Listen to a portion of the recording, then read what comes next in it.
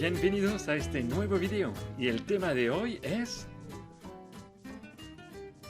Les preparé una serie de videos sobre taxonomía de suelo, pero antes de entrar en la descripción de cada uno de estos órdenes, me gustaría que repasamos cómo funciona el sistema de nomenclatura, cómo estamos describiendo perfiles, cuáles son los niveles de la Soil Taxonomy, el sistema que les voy a presentar en estos videos.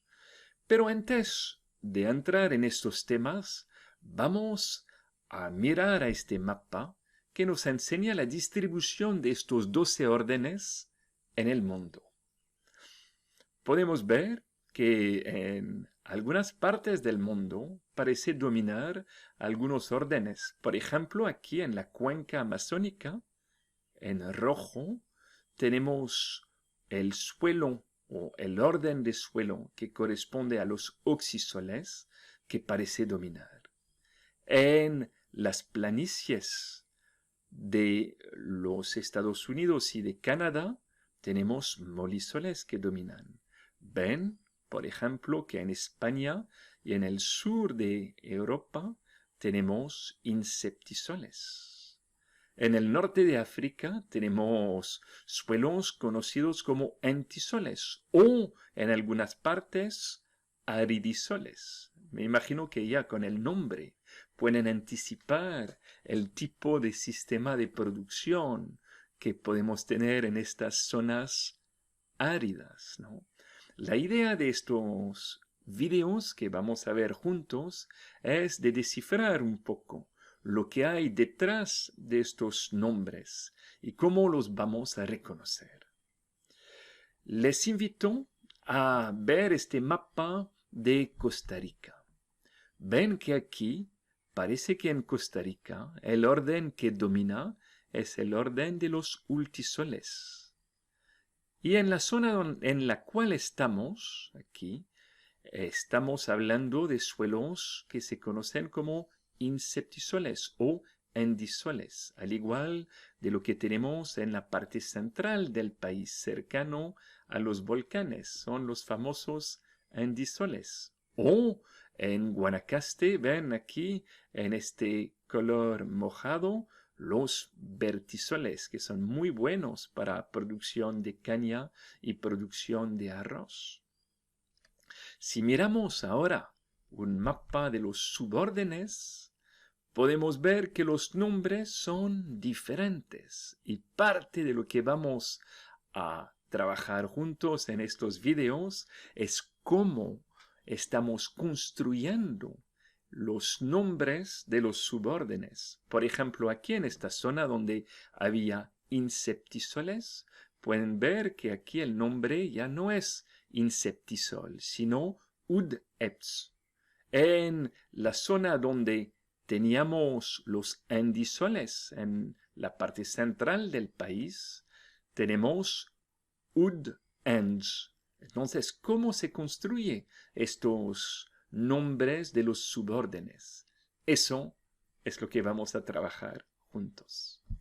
Bien, bueno, para empezar, me gustaría que tengamos claridad en el hecho que lo que estamos trabajando en este curso son los 12 órdenes del sistema de Soil Taxonomy de la USDA. Pero realmente hay otros sistemas de clasificación.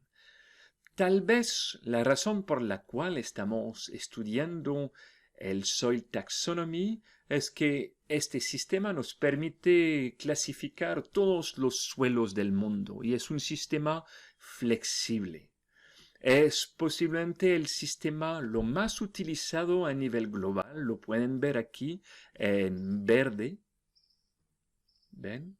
Y entonces es un buen sistema para empezar con el tema de clasificación, porque lo van a encontrar en muchos de sus países. Pero es importante saber que no es el único sistema. Pueden ver que en Brasil, por ejemplo, tenemos un sistema que es de Brasil igual. Canadá tiene sus propio sistema de clasificación. Es igual con China o Rusia o igual con Australia.